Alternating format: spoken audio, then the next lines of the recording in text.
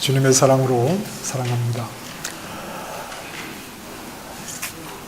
하나님의 백성이라고 하는 이스라엘에게 어떤 상습적인 그런 문제가 있었는데,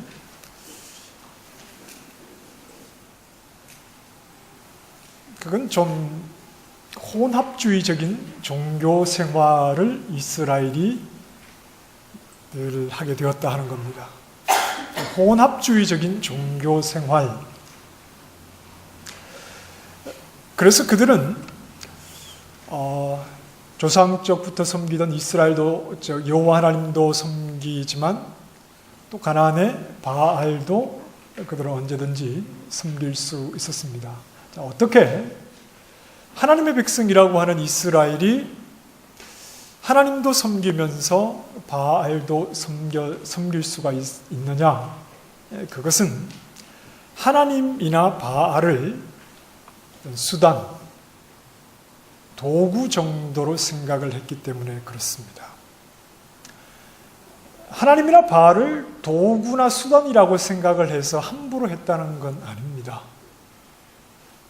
바알은 깎아 만든 형상이 있으니까 그 앞에 가서 엎드리고 절도 하고 겉으로는 매우 그 우상을 잘 섬기는 것 같지만, 그러나 그들의 마음 속에는 진정으로 섬기는 것이 아니라 자신들이 원하는 것을 얻어내기 위한 수단 정도로 그 바알을 여겼다.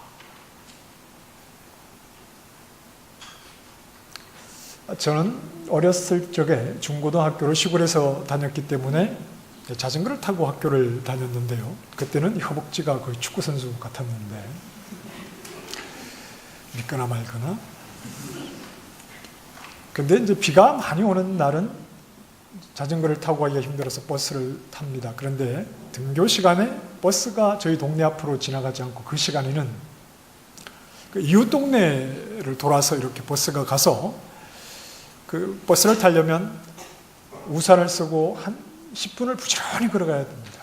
그런데 그 동네로 가는데 반드시 넘어야 하는 게 하나 있는데, 내 시내가 있어요. 시내가 깊지는 않지만 굉장히 거리가 좀 이렇게 넓은 시내가 있습니다. 평소에는 물이 없는데 비가 오면 물이 흐르는 시내라서 변변한 다리가 없습니다. 그래서 큰 돌을 갖다가 여기저기 징금다리처럼 이렇게 놓고 그 돌을 이제 밟고 시내를 건너는데, 비가 오니까 물이 많이 흐르거든요. 아주 깊지는 않지만. 그래서 그 징금다리 위로도 물이 흐르기도 해요. 그냥 좀 아슬아슬하지요. 잘못 디뎠다가는 물에 빠질 수도 있거든요. 아침에 학교 가야 되는데. 그래서 어쩔 수 없이 그 징금다리를 디디고 갑니다. 왜 제가 그 징금다리를 디뎌야 되지요? 버스를 타려고. 징금다리는 저에게 수단입니다. 수단은 목적이 있기 때문에 있는 겁니다. 내가 원하는 목적을 얻기 위해서, 그 목적으로 가기 위해서 수단이 필요한 것이지요. 그래서 수단은 유일할 필요는 없습니다. 징금다리밖에 없기 때문에 징금다리를 걷는 것이지, 다른 길이 있으면 그 길로 가도 아무런 문제가 없습니다. 수단은 유일할 필요가 없습니다. 대신 목적은 유일합니다. 유일한 목적을 얻기 위해서 여러 가지 수단 가운데 그저 하나 골라서 편한 수단을 사용하면 되는 겁니다. 이스라엘에게 혼합주의가 가능했던 이유가 뭐냐? 간단하지요. 여호와는 그들에게 수단이었기 때문에 그렇습니다. 바알은 그들에게 수단이었기 때문에 그렇습니다. 수단이라고 해서 함부로 대한 것 아니죠. 그게 앞에 가서 엎드리고 제사도 경건한 마음으로 지내고 그를 섬기는 것처럼 보이지만, 그러나 그것은 어디까지나 수단이었습니다. 이스라엘에게 여호와 하나님도 수단입니다. 함부로 대하는 것 아니죠? 그의 율법도 지키고 그가 명한 제사도 드리지만, 그러나 여호와 하나님을 섬긴다고 하는 이스라엘 백성에게는 목적이 다른 것에 있었습니다. 그 다른 목적을 향해서 나아가는데 하나님이 필요했던 것이고 바알이 필요했던 겁니다. 그러니까 얼마든지 혼합주의가 가능하지요. 어떤 신이든 어떤 대상이든 그것을 통해서 내가 원하는 목적, 그것을 얻기 위해 필요로 한 것이니 혼합주의는 얼마든지 가능한데 이것이 하나님의 백성이라고 하는 이스라엘의 문제였다 하는 겁니다. 그렇다면 그렇게 하나님마저 수단으로 삼았던 그들의 목적은 뭔가? 수단은 하나일 필요가 없지만 그들의 목적은 단 하나였는데 바알도 여호와 하나님도 수단으로 삼은 그들의 목적이 무엇이었나? 그들의 목적은 형통함이었습니다. 배부름이었습니다. 염려, 걱정, 근심 없이 평안하게 사는 것, 그것이 그들의 목적이었고 그 목적을 얻기 위해서 얼마든지 여호와 하나님도 그들은 수단으로 삼을 수 있었다. 내가 형통할 수만 있으면 여호와도 좋고 바알도 좋습니다. 수단이기 때문에 그렇습니다. 내가 형통할 수 없으면 여호와도 싫고 바알도 싫은 겁니다. 내 목적을 이룰 수 있게 해주는 수단이라면 얼마든지 내가 택할 수 있고, 반대로 내 목적을 이룰 수 없다면 그 수단은 얼마든지 버릴 수 있는데, 이것이 호세아 시대의 여호와 하나님과 이스라엘의 관계였다 하는 거죠. 여러분, 하나님을 믿으시는 이유가 무엇입니까? 하나님을 믿는 신앙 안에서 여러분들은 어떤 목적을 가지고 계십니까?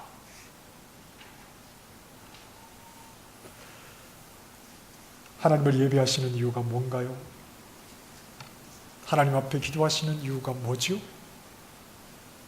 이건 다 우리 신앙의 모습인데 여러분이 신앙을 가지고 있으면서 그 신앙의 목적이 무엇입니까? 지금 나의 신앙에서 절대 포기할 수 없는 목적, 여기에 나의 건강, 내 가정의 형통함, 경제적인 어려움이 없는 것, 비자 문제라든지 기타 등등의 문제가 생기지 않는 것, 내 소원이 이루어지는 것, 이 정도의 수준에 머물기를 하나님은 원치 않으십니다. 그 정도의 수준이면 이스라엘은 하나님 앞에서 아무런 문제가 되지 않습니다. 오늘 우리가 여호와 하나님을 믿는 믿음의 사람이라고 하면서 이스라엘 정도 가지고 있던 그 수준이 내 신앙의 목적이 되어버린다면 이것은 하나님이 만족하실 만한 하나님 백성의 수준이 아니다 하는 겁니다. 우리의 입술로는 그렇게 말하지 않을지 모르지만 내 마음이 하나님을 부르면서 무엇을 바라고 있는지 잘 생각을 해보면 됩니다. 그런 것들이 나의 목적이 되면 여호와 하나님은 나에게 수단입니다. 내가 원하는 것을 제공해 줄 수 있는 힘을 가지신 수단일 뿐입니다. 여러분, 어떤 사람이 있다고 한번 칩시다. 이 사람은 교회 다니는 사람입니다. 그런데 이 사람은 좀 이렇게 큰 병을 오랫동안 가지고 있습니다. 하나님 앞에 고쳐달라고 오랫동안 기도했는데 병세가 호전되지 않고 계속 좀 그렇습니다. 자, 그런데 이 사람의 병을 알고 있던 이웃 사람이 이 사람에게 이렇게 말합니다. 실화 아닙니다. 이렇게 얘기합니다. 당신 병 고치고 싶거든? 저기 산 밑에 절에 가봐. 그 절에 중이 하나 있는데 못 고치는 병이 없대. 그 말을 듣는 순간 마음이 좀 흔들렸습니다. 그래서 어느 주일 목사님 몰래 절에 갔습니다. 그런데 병이 나았어요. 자, 이 사람은 이제 이번 주일부터 어디로 가야 합니까? 절로 가야 합니까? 일로 와야 합니까? 어떻게 해야 되죠? 이 사람은 절로 갔습니다. 실화 아니라고 그랬습니다. 이 사람이 여러분 아파 보셨습니까? 감기 같은 거 말고요. 아파 보신 분들은 이 질병의 고통에서 나를 좀 자유하게 해준다면 뭐든지 할 수 있겠다는 마음이 간절합니다. 자, 이 사람이 절로 갔는데요. 그 사람이 가지는 자기 신앙의 옳음, 그 정당성은 어디에서 찾는 겁니까? 경험입니까? 기적을 경험했다는 그 경험이겠죠? 내가 경험한 기적이 내 신앙을 옳다고 하는 겁니다. 자, 그런데 그 사람에게 다른 기적은 언제 일어나는 겁니까? 기적을 경험한 것이 내 신앙의 정당성입니다. 내가 교회를 버리고 절로 가게 된 내 신앙의 정당성은 내가 기적을 경험했다는 겁니다. 그러면 기적이 자기 신앙의 정당성이라면 이 사람에게 기적은 한 번 일어나서는 안 되겠죠? 그럼 이 사람에게는 또 언제 기적이 일어나야 할까요? 병을 고쳤으니 이 다음에는 로또에 당첨되는 기적? 손 대는 것마다 대박이 터지는 기적?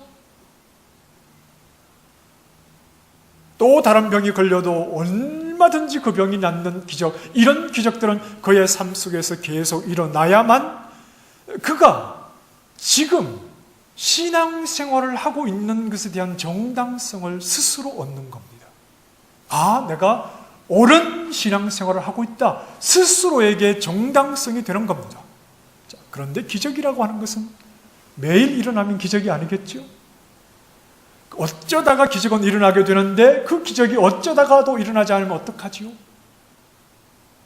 분명히 어떤 기적을 통해서 내가 어떤 신앙의 정당성을 그것으로 출발을 했는데 시간이 아무리 지나도 그 이후에 더 이상 어떤 기적이 일어나지 않으면 어떡합니까? 과거에 일어났던 기적, 그것만을 계속 생각하면서 오늘 내 신앙의 정당성을 그 과거의 사건, 희미해져 가는 과거의 사건, 그것을 오늘 내 신앙의 정당성으로 삼아 그렇게 꾸역꾸역 믿음 생활을 해 나가야 하는 걸까요? 살아있는 믿음은 현재가 충족되어야 합니다.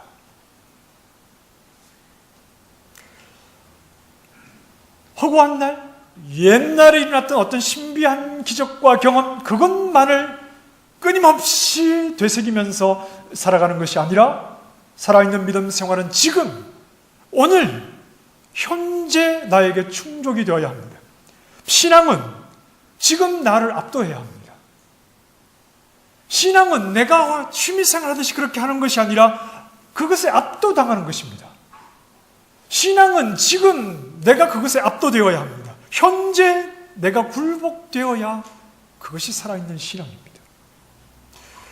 언젠가는 일어날 수도 있는 기적을 기다리며 살겠다거나 오늘 하루를 막연한 기대 속에서 보낸다면 언젠가는 그런 날이 오겠지? 만기 적금 찾듯이 붙듯이 언젠가 때가 되면 찾겠지. 그 때를 바라보며 그냥 예배하고 기도하고 언젠가는 어떤 날이 오겠지 하고 그렇게 막연하게 어떤 날을 기대하면서 오늘을 허무함 속에서 보내는 것이 신앙이 아닙니다. 만기 적금은 찾는 날짜라도 알지요. 그냥 기도하다가 보면, 예배하다가 보면 어떤 좋은 날이 있겠지? 그렇게 막연한 날을 바라보면서 오늘을 그냥 허무함 속에서, 뭔가 허전함 속에서 그렇게 그 막연한 날을 기대하며 나아가는 것이 신앙이 아니라 오늘 현재 충족되어야 하고 오늘 내가 그것 앞에 압도되어야 하고 내가 굴복되어야 하는 것이 살아있는 신앙이다 하는 겁니다. 하나님을 예배하는 여러분, 여러분의 신앙은 현재 어떻게 충족이 되고 있습니까?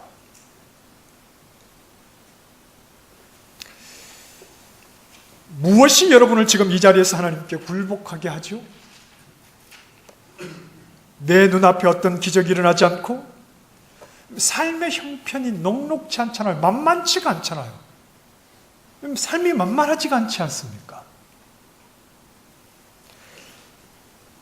내 눈앞에 어떤 기적도 일어나지 않고 삶의 형편도 어려운 지금, 그럼에도 여러분의 신앙은 무엇에 압도당하고 있으십니까? 믿음 생활을 하시는 여러분, 살아있는 믿음을 가지고 계시는 여러분, 지금 여러분은 무엇에 압도당하고 계시고 무엇에 충족하고 계십니까? 그것을 발견해야 우리 기독교의 신앙이요 살아있는 믿음입니다. 어떤 기적이 당장 경험되지 않아도 그 기적을 뛰어넘는 무언가가 우리에게 있다는 말입니다. 당장 기적이 경험된다면 어쩌면 그 기적이 나의 목적을 충족시킬 수도 있겠지만, 그러나 그 기적이 없어도 하나님께 굴복하기를 중단하지 않는 것은 믿음을 가진 나에게는 그러한 것이 아닌 다른 목적이 있기 때문에 그렇습니다. 지금 기적이 일어나면 내 목적이 충족되겠지만, 기적이 없음에도 불구하고 무언가 지금 내가 충족되는 믿음 생활을 하고 있다면 내가 믿음 생활하고 있는 나의 목적은 그런 것에 있는 것이 아니라 다른 것에 있기 때문이지요. 호세아서의 특징 가운데 하나는 심판에 대한 말씀과 회복에 대한 말씀이 막 뒤섞여 있습니다. 오늘 우리가 읽은 말씀은 심판에 대한 말씀, 하나님께서 이스라엘을 심판하시겠다는 강력한 의지의 말씀입니다. 특히 본문에서는 하나님의 심판이 임할 수밖에 없도록 만드는 특별한 대상이 있습니다. 그 대상을 향해서 하나님께서 말씀하십니다. 1절 말씀 보십시다. 1절에 제사장들아 들으라, 이스라엘 족속아 깨달으라, 왕족들아 귀를 기울이라, 너희에게 심판이 있을 것이다. 제사장과 왕족들은 이스라엘의 기득권층이죠. 그들은 더 많은 것을 누리고 더 많은 권세를 가지고 더 풍요로운 삶을 살아갑니다. 그리고 그들은 또한 나라를 책임져야 하는 자들이기도 합니다. 계속해서 말씀합니다. 너희가 미스바에 대하여 올무가 되며 다볼 위에 친 그물이 됨이라. 미스바는, 성경에 미스바라는 지명은 여러 곳이 있습니다. 그런데 이 사사시대에 미스바라고 하는 지역은 암몬의 압제를 받던 이스라엘이 사사 입다와 함께 미스바에 모여서 하나님 앞에 회개합니다. 그 회개의 내용은 바알을 섬겼던 겁니다. 바알을 하나님을 버리고 바알을 섬겼던 것에 대해서 회개하고 하나님의 구원을 경험한 곳이 미스바입니다. 그리고 다볼이라고 하는 곳 역시 사사시대에 이스라엘이 하나님 앞에 악을 행합니다. 하나님을 온전히 순종하지 못했다는 거죠.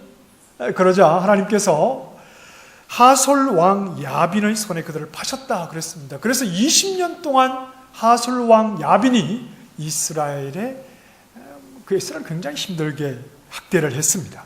그때 이스라엘이 여호와께 부르짖자 하나님께서 여자 사사 드보라를 세우셔서 하솔 왕 야빈의 손에서 이스라엘을 구원해내신 곳이 바로 이 다볼이라고 하는 곳입니다. 이스라엘에게 하나님의 승리를 경험한 역사적인 장소입니다. 미스바와 다볼, 이스라엘 역사에서 하나님의 구원을 경험한 장소입니다. 그런데 제사장들과 왕족들이 미스바와 다볼의 올무가 되었다, 이 말은 그들 때문에 하나님의 구원은 더 이상 일어나지 않는다. 곧 미스바와 다볼에서 전쟁이 일어나도 더 이상 이스라엘에게는 구원이 없는데 그 패배의 원인이 바로 이스라엘의 지도자들이기 때문이다 하는 겁니다. 그렇다면 이들 지도자들은 나라의 운명을 책임지는 자들인데 무엇으로 나라를 확인하려고 했을까? 무엇으로 이스라엘이라고 하는 나라, 그 나라의 정체성을 발견하려고 했을까? 그것은 바로 형통함으로 유지하는 것이었습니다. 우리나라가 뭐지? 형통함. 형통함이 이스라엘의 운명이라고 생각했던 자들입니다. 이스라엘이라는 나라가 뭡니까? 이스라엘이 이 땅에 존재하는 이유가 뭐죠? 이스라엘에게서 사라져서는 안 되는 최고의 가치가 무엇입니까? 이 질문에 나라가 번성하는 것이다. 나라가 잘 먹고 잘 사는 것이다. 나라의 자유와 부가 유지되는 것이다. 이게 이스라엘의 지도자들이 가졌던 생각이었습니다. 그래서 이제 호세아 시대에 여로보암 2세, 그때는 좀 모든 것이 풍요로웠지만 통치가 끝나고 계속해서 이어지는 시대에 나라가 힘들어지면서 이스라엘은 주변의 강대국들의 눈치를 보며 살아갑니다. 남쪽에는 애굽이요, 북쪽에는 아수르입니다. 이 두 강대국 사이에 이스라엘은 계속해서 눈치를 보며 그들의 목적은 단 하나였습니다. 어떻게 하면 지금 우리가 누리고 있는 이 부유함을 잃어버리지 않을까? 어떻게 하면 지금 우리가 누리고 있는 이 형통함을 빼앗기지 않을까? 이 목적을 가지고 나라의 운명을 강대국들의 눈치를 보면서 자신들이 가지고 있는 그 목적을 다 유지하기 위해서 여호와 하나님은 하나의 수단 정도로 여기며 자신들의 목적을 유지하기 위해서 그렇게 나라를 이끌었다 하는 말입니다. 4절 말씀 보십시다.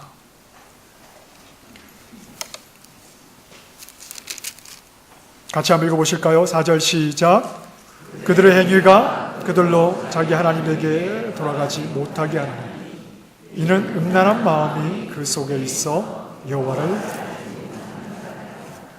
음란한 마음, 우상을 담고 살아가는 마음, 우상을 수단 삼고 하나님이라도 수단 삼아 나의 유익을 목적으로 살아가는 마음, 그런 마음으로는 하나님을 알지 못합니다.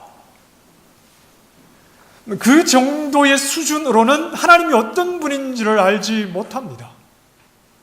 하나님의 백성이 여호와가 어떤 분인지 알지 못하면 하나님의 백성일 수가 없습니다. 그래서 이들은 망하는 겁니다.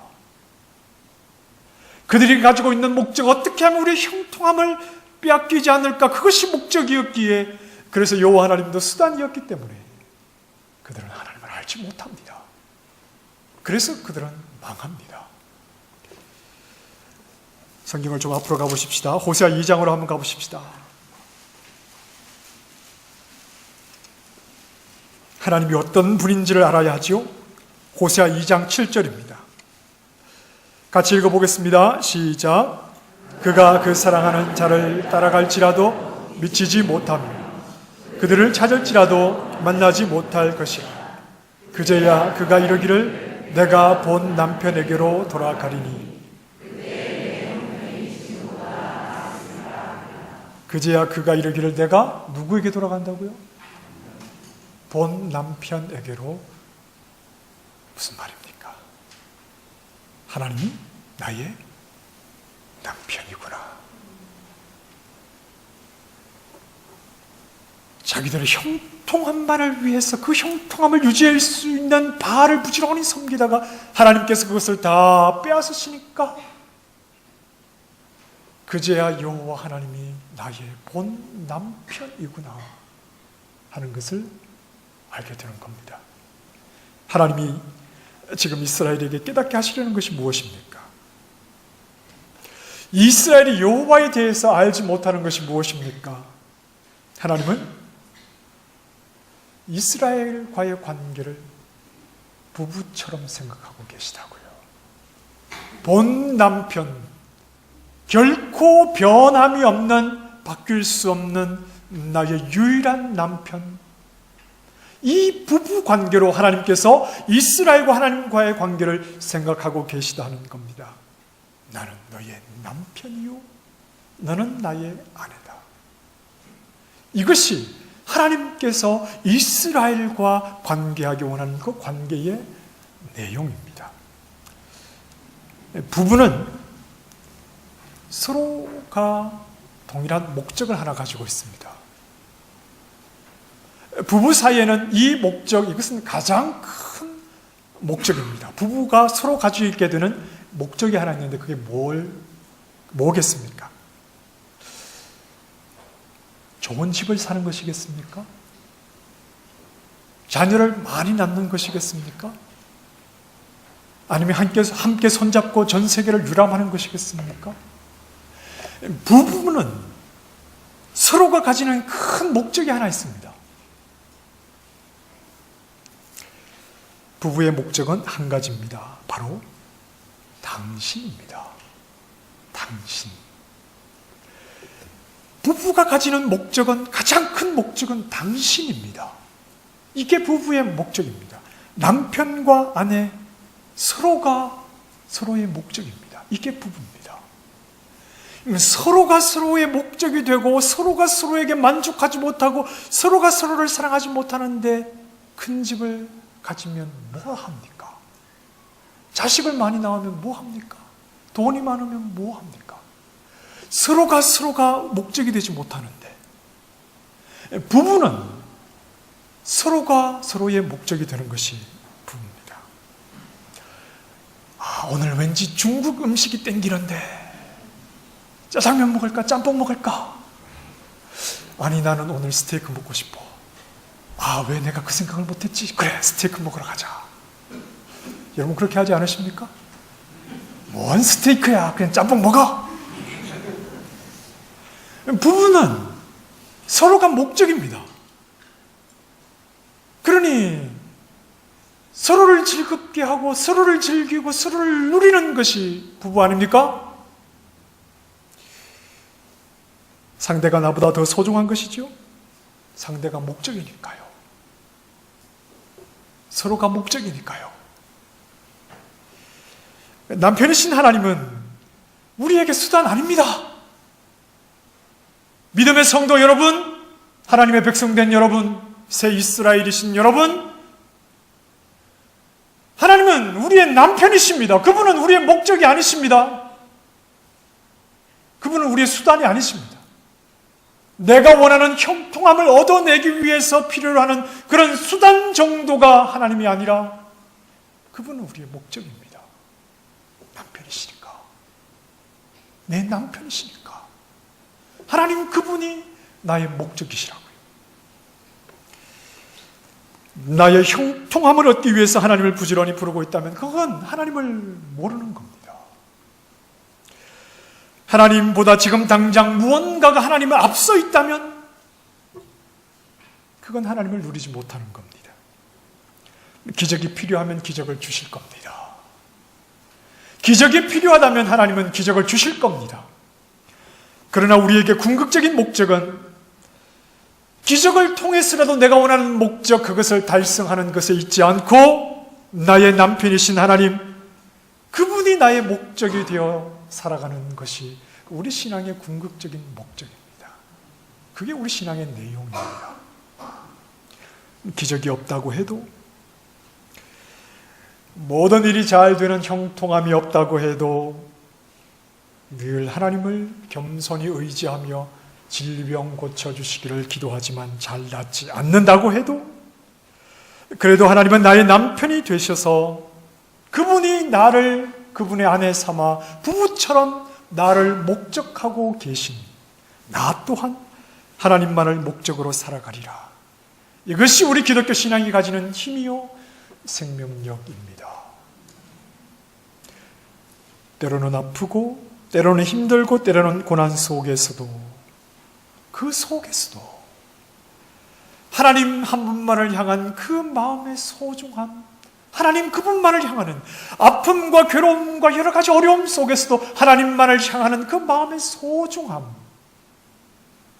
그분을 향한 마음의 간절한 고백, 그분을 향한 사랑, 이것을 잘 간직하고 살아가는 것이 하나님 백성의 참 모습입니다.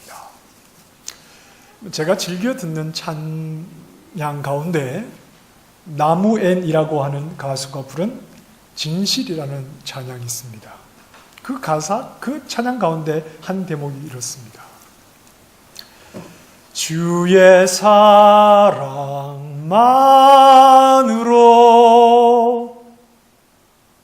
살아갈 수 있네. 그런데 제가 간혹 이렇게도 한번 불러보고 싶어요. 주의 사랑만으로 살아갈 수 있을까?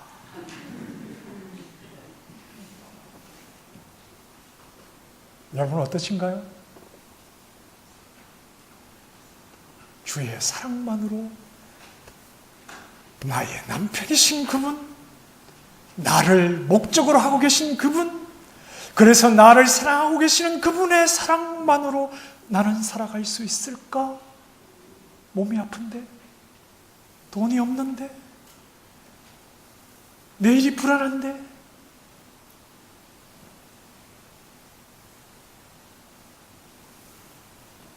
그런데 하나님은 하나님의 백성이라면 그럴 수 있어야 한다고 말씀하시는 겁니다. 주의 사랑만으로 살아갈 수 있네. 아멘.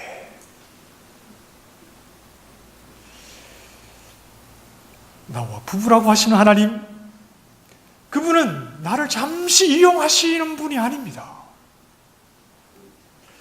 나 자신을 그분의 목적으로 삼아주시고 그 얼굴을 항상 나에게로 향하셔서 나를 사랑한다, 나를 사랑한다, 끊임없이 그분의 사랑을 말씀해 주시고 언제나 나를 위한 최선으로 이끄시는 나의 하나님이신 것을 내가 알기 때문에 나도 그분만을 영원한 나의 유일한 목적으로 삼고 살아가고 싶은 것입니다. 이것이 하나님을 아는 하나님 백성의 삶이겠지요. 나는 하나님을 알기 때문입니다. 나를 부부로 생각하시는 그분, 그래서 나를 목적으로 삼고 계시는 그분, 한순간도 나에게서 눈을 떼지 아니하시고 그분의 최선으로 이끄시는 그분을 알고 있기에 어떤 상황에서든지 나는 그 하나님을 목적으로 하고 살아갈 수 있는 것입니다. 그 하나님을 안다면 하나님을 수단으로 삼으려고 하는 쓸데없는 생각은 버려야겠지요. 내 목적을 이루기 위한 수단 아닙니다. 하나님을 안다면 그런 생각은 다 쓸데없다는 것을 압니다. 지금도 나를 목적으로 삼아 변함없이 바라보시는 주님을 저 또한 어떤 상황에서든지 바라보고 주님으로 충족되고 주님으로 주님 앞에 굴복되는 삶을 살게 해 주십시오. 이 믿음의 고백을 할 수 있는 우리 모든 믿음의 식구들이 다 되시기를 주님의 이름으로 축원합니다. 하나님, 본 남편이 되셔서 저를 목적으로 하고 계시니 저 또한 하나님을 목적하게 하여 주시옵소서. 내 목적을 위해서 하나님을 수단 삼는 어리석은 자 되지 않도록 하나님을 바르게 아는 믿음을 저희에게 더하여 주시옵소서. 예수님 이름으로 기도드립니다. 아멘.